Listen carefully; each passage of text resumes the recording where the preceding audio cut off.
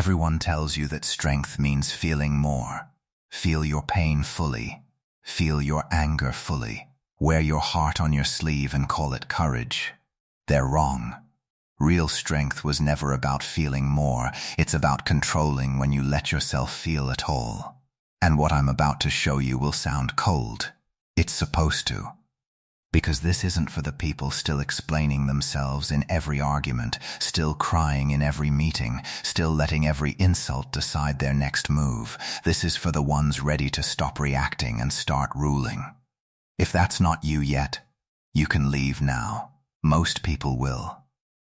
This isn't some modern self-help trend I made up in an afternoon. Seneca warned a Roman emperor about the cost of unchecked emotion 2,000 years ago. Machiavelli built an entire philosophy of power around it. And today, researchers at Stanford are proving the same thing with data. The mind that pauses before it reacts makes better decisions than the mind that doesn't. So remember this line, because you're going to need it. A cold mind doesn't feel nothing. It feels everything, and moves anyway. Right now, there are two kinds of people watching this. The reactive majority, who let every emotion write their next sentence, their next decision, their next mistake. And the cold few, who let the feeling arrive, look at it, and choose what happens next. Because here's the truth nobody tells you. The goal was never to feel less. It never will be. The goal is controlling when feeling gets to drive, and by the end of this video, you'll know exactly how the few have always done it. Picture the moment. You get the text. Dismissive, cold, careless. From someone who was supposed to have your back. And before you've even finished reading it twice, your thumbs are already moving. You're typing the reply that feels honest in the moment and costs you everything an hour later. Maybe it was a job. Maybe it was a relationship. Maybe it was just your dignity, handed over for free because you needed the other person to feel what you were feeling. This isn't new. Seneca watched this exact pattern destroy men in power, writing that no plague has cost the human race more dear than anger. 2,000 years later, the pattern hasn't changed, only the delivery method. Most people call venting honesty. They call the outburst authenticity. That's the asleep majority mistaking release for strength. The awake few know better. They know control isn't suppression, it's strategy. It's the difference between losing the moment and winning the war. So let's break down how the cold-minded actually do this, starting with the very first rule almost nobody follows. The first rule is this: reaction is automatic, but response is chosen, and almost nobody knows the difference until it's too late. Picture two versions of the same person facing the same insult. In the first version, the email lands, and within 90 seconds, they've fired back a reply dripping with everything they're feeling. Every word sharp, every sentence built to wound. It feels powerful in the moment, it feels like winning, but it's not winning. It's bleeding out in public and calling it a victory. Now picture the second version. Same email, same insult. But this time, they close the laptop. They let 3 hours pass. They let the sting arrive, sit with it, and pass through them before a single word gets typed. And when they finally do respond, it's calm. It's precise. It gives the other person nothing to use against them. Marcus Aurelius understood this before almost anyone else in history. He wrote that the pain is not due to the thing itself, but to your estimate of it. Read that again. The email didn't hurt you. Your interpretation of the email hurt you, and interpretation is something you can control, even when the situation isn't. This is the split that separates the weak from the powerful. The weak send the first draft, raw, unfiltered, ruled by whatever they're feeling in that exact second. The powerful send the second draft, the one that's already survived contact with their own emotion and come out the other side sharper, not softer. That's the quotable truth worth remembering. The first draft is what you feel. The second draft is who you are. But here's what nobody tells you about this rule. Knowing it and living it are two completely different things. You can understand the theory perfectly and still find yourself typing that furious reply at 11 p.m. because your body doesn't care what your mind knows. It wants relief. Right now. So the real question isn't whether you understand the difference between reaction and response. It's whether you can survive the moment your body is begging you to react anyway. That's the trap almost everyone falls into. Anger doesn't feel like weakness while it's happening. It feels like the opposite. It feels like power. Your voice gets louder, your posture gets bigger, the room goes quiet, and for one intoxicating moment, it feels like you've won. You haven't. Picture the boss who raises his voice in a meeting. He interrupts, he corrects, he makes sure everyone in the room feels the weight of his frustration. And in that room, in that moment, it looks like dominance. People go quiet. People nod. He walks out feeling like he's just proven exactly who's in charge. A week later, he's proven something else entirely.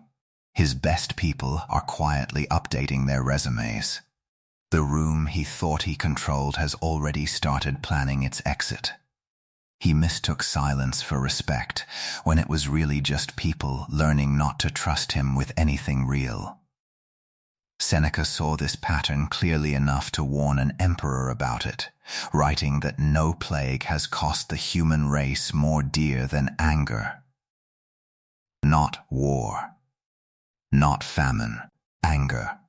Because anger convinces you that you're winning in the exact moment you're losing the most. This is the difference between loud power and quiet power. Loud power is immediate, visible, satisfying, and it evaporates the second you leave the room. Quiet power is slower, harder to feel in the moment, but it's the only kind that's still standing a year later. And let's be clear about something. Because this isn't about becoming numb. This was never about deleting the emotion. It's about command of it, feeling the anger fully, and still choosing not to hand it the microphone. So here's the question that actually matters. If loud power feels so good and quiet power feels so unsatisfying, why does staying calm feel like losing? That feeling is lying to you, and understanding why is the next thing you need to see. Staying calm feels like losing because you were taught that visible pain equals proof. Proof that you're right. Proof that you've been wronged. Proof that someone needs to answer for it. But the ones who actually win were never fighting for proof. They were fighting for outcomes. And that difference goes back further than you'd expect. Sun Tzu is commonly translated as saying that if you know the enemy and know yourself, you need not fear the result of 100 battles. Most people hear that and picture armies. But the real battlefield is smaller and closer than that. The enemy isn't always a person. Sometimes it's the pressure of the moment itself. And knowing yourself doesn't mean knowing your values. It means knowing your patterns, knowing exactly what makes you flinch, what makes you over-explain, what makes you need the room to see you're hurt. Picture a negotiation. 2 people, 1 table. Real stakes. The moment one of them needs the other to see how upset they are, needs the sympathy, needs the acknowledgement, needs their pain validated before they can move forward. That person has already lost. Not because they're wrong, because they've handed the other side a lever to pull. This is the split, the weak fight to be understood. They need their side of the story heard, felt, agreed with, before they can let anything go. The strong fight for the outcome. They don't need the room to understand them, they need the room to give them what they came for. Understanding is a bonus. The outcome is the point. That's a line worth sitting with. The ones who need to be understood have already told you what they're willing to lose to get it. But don't mistake this for some rare gift certain people are simply born with. This kind of self-knowledge isn't just willpower, and it isn't luck. There's real science behind exactly how the mind learns to do this, and it's more accessible than you've been led to believe. Here's the part that should actually excite you, because this isn't ancient philosophy asking you to take it on faith. This is modern science, measured, tested, and confirmed. Psychologist James Gross at Stanford has spent decades studying how people regulate their emotions, and his research points to one strategy that consistently outperforms every other: reappraisal. Not suppression. Not venting. Reappraisal. The simple, trainable act of reinterpreting a situation before you respond to it. Picture the moment your thumb is hovering over send. The angry text is already written. Every word feels justified. Every sentence feels earned. This is the exact second reappraisal happens, not by stuffing the anger down, not by pretending it isn't there, but by asking one question before you let it out into the world. What will this actually matter in 6 months? Not tonight, not tomorrow morning. 6 months from now, when this moment is a memory instead of a crisis. That single pause changes everything.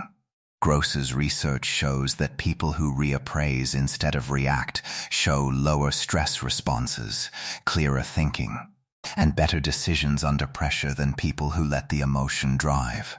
Venting feels good for exactly as long as it takes to hit send.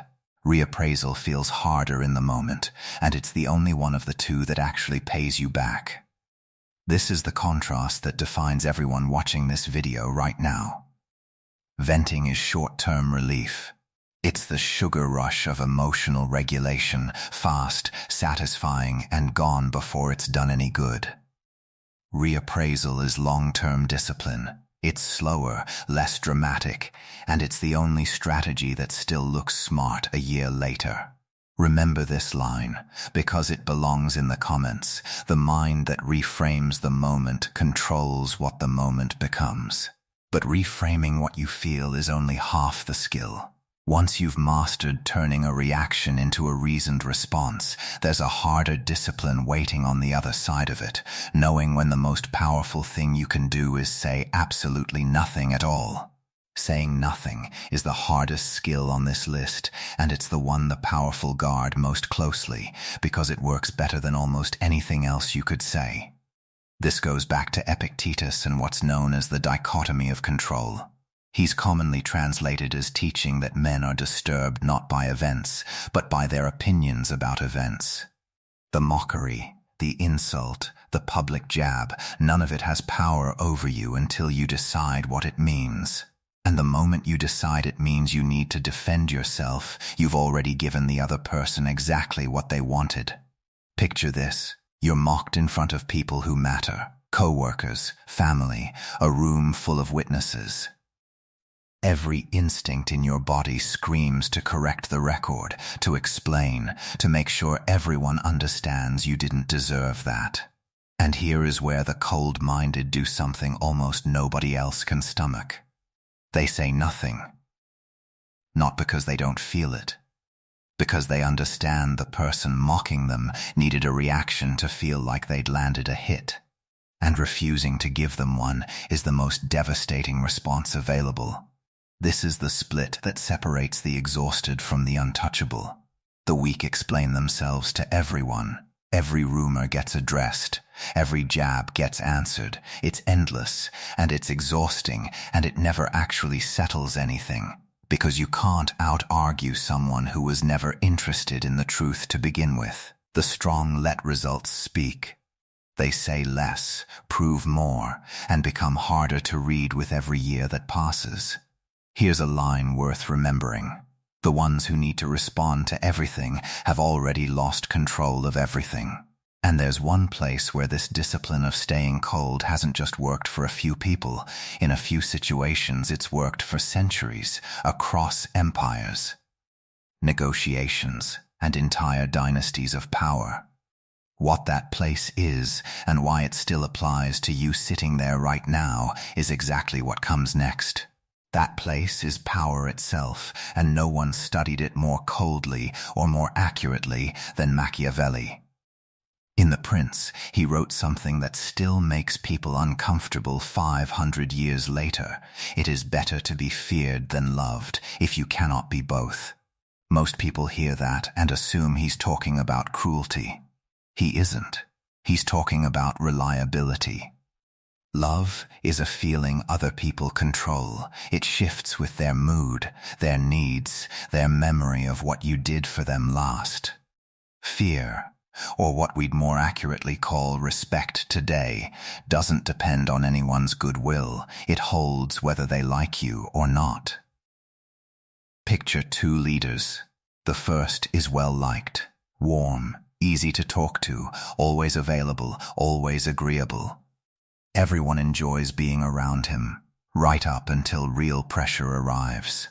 The first hard decision, the first crisis, and he folds because he built his entire position on being liked, and being liked has no spine. The second leader is harder to read. Not cruel, just consistent, unmoved by the mood of the room. People aren't always sure what he's thinking, and that uncertainty means no one ever tests him twice. This is the difference between being liked in the moment and being respected over time.